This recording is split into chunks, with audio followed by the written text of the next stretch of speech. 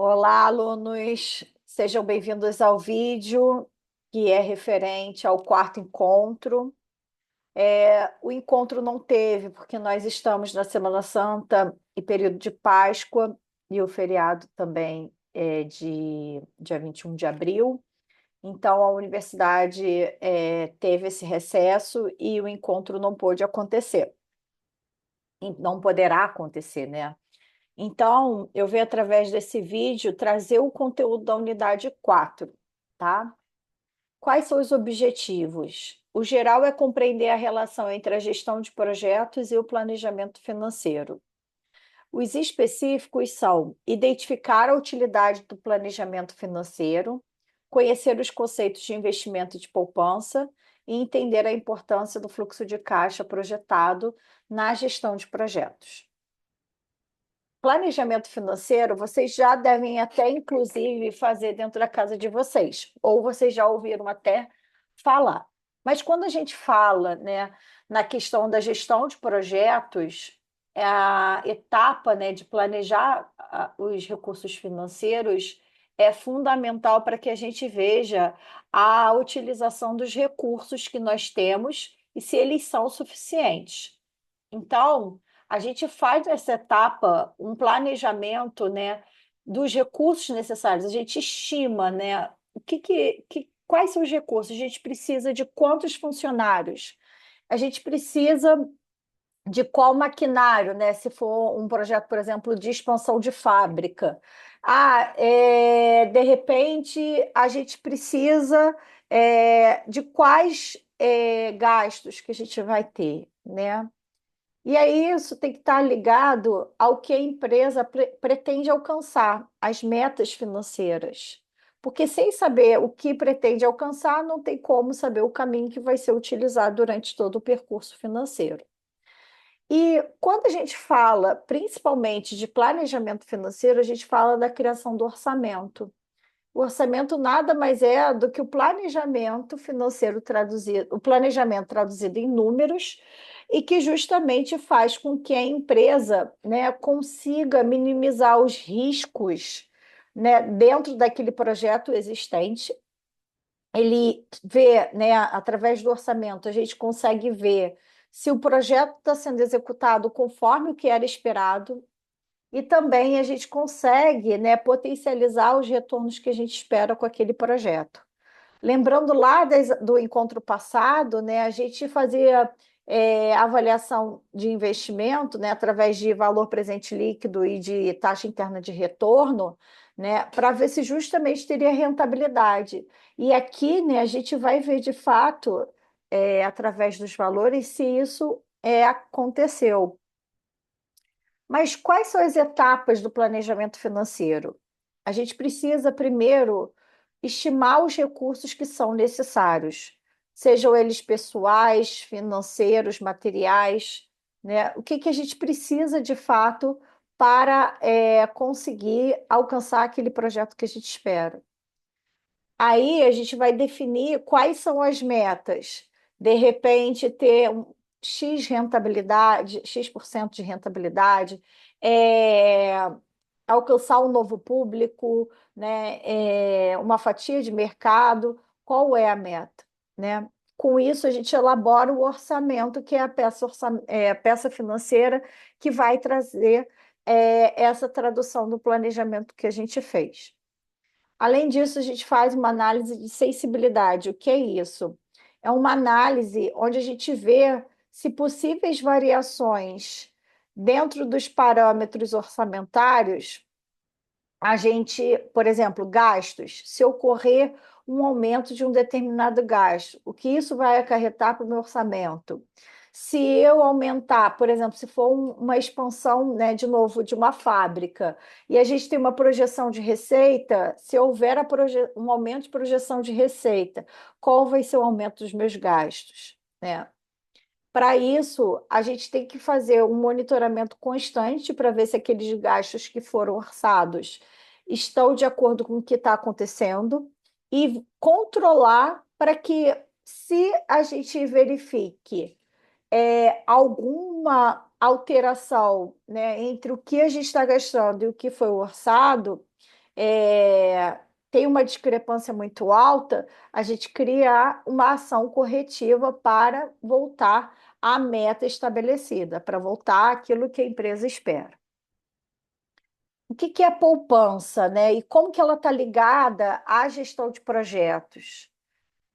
Nenhum projeto, né, ele vai ser realizado sem a utilização de recursos financeiros, sem algum valor, né, algum fundo que uma empresa, uma pessoa tenha. Por exemplo, vou trazer para o lado pessoal, né, para um exemplo simples, mas pessoal, não meu, mas digo da gente, de nós como pessoas. Eu pretendo fazer uma viagem, né, e levar a minha filha para a Disney, né? Isso é um projeto. Se eu pretendo fazer isso, eu preciso ter recursos financeiros, eu preciso, na verdade, ter juntado dinheiro para que eu faça essa viagem. Então, né, a poupança ela vai ser importante para eu começar esse projeto, para eu sustentar esse projeto, na verdade, é, ao longo do tempo. Então, quando a gente está dentro de uma empresa e fala, né, de, por exemplo, planejamento e desenvolvimento, um projeto de desenvolvimento de um novo produto, algum recurso, né, já existia, essa poupança tinha sido realizada pela empresa para começar esse planejamento e desenvolvimento do produto, tá? E pesquisa e desenvolvimento também, tá? Investimento, né? A poupança, ela vai trazer a segurança para a empresa, mas os investimentos, eles são fundamentais para que a gente, na verdade, tenha o capital mais os rendimentos proporcionados por essa aplicação para que o projeto ele vá caminhando, né? Então, quando a gente faz investimento, na verdade, a gente quer que esses recursos financeiros gerem a maior rentabilidade possível, né? O maior retorno.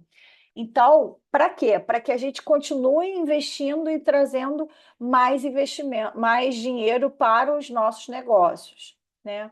Aí, dependendo do perfil, como eu tinha falado no encontro passado, né, vai depender do tipo de investimento que vai ser realizado. Se vai ser uma renda fixa, uma renda variável, se vai ser dividendos, enfim, se vai ser um CDB, se vai ser N, né? A gente tem N ativos aí para falar sobre rendas fixas e variáveis. Fluxo de caixa projetado. Fiz o orçamento, né? Eu tenho que projetar as minhas entradas e saídas de caixa que eu vou ter ao longo do tempo desse projeto.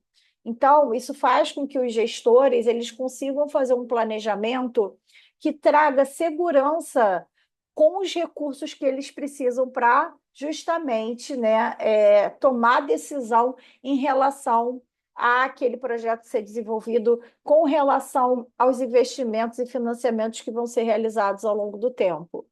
A gente também consegue, através do fluxo de caixa projetado, ver se houve geração ou consumo de caixa para que os gestores eles consigam, na verdade, criar estratégias financeiras para que consiga atingir aquelas metas que foram estabelecidas previamente. Mas como que consta, né? Como que funciona o fluxo de caixa projetado? Quais são os componentes que são importantes aqui? A gente tem as receitas, ou seja, as entradas financeiras que existem, né? São justamente aqueles recebimentos que nós temos. Pode ser proveniente de alguma aplicação financeira, pode ser da venda de algum ativo, né? Temos as despesas que são os valores que a gente gasta provenientes daquela atividade. Então, por exemplo, se eu estou falando de expansão de fábrica, né, eu posso falar os gastos com salários e encargos dos funcionários ligados à obra de expansão. Investimento, eu posso falar, né, sobre, de repente, parte do dinheiro que eu vou aplicar para ter alguma rentabilidade, né? Então, de novo, renda fixa, renda variável. E aqui, né, isso se tiver sobra de dinheiro, né? Se o fluxo de caixa ele tem uma sobra de dinheiro, o ideal é investir para que justamente tenha aquele maior rendimento. Mas também pode acontecer de o fluxo de caixa necessitar, né, de recursos financeiros. E aí a gente avalia, né, a necessidade de captação por instituições financeiras através de empréstimos ou financiamentos, ou através até de entrada de capital de sócios e investidores.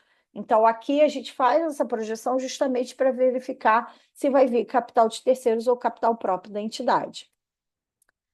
Como vocês já sabem, né, os nossos encontros, eles também já são justamente, né, preparados para que a gente utilize, né, a prática do ENAD, ou seja, para que vocês saibam, né, como que as questões, caso vocês futuramente sejam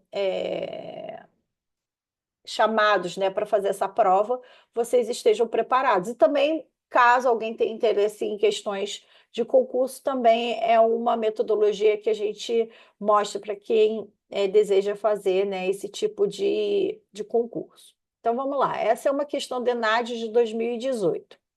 O planejamento financeiro consiste em adequar-se o volume de recursos exigidos para executar as atividades operacionais e de investimento da empresa, avaliando as possíveis fontes de recursos, né, os financiamentos.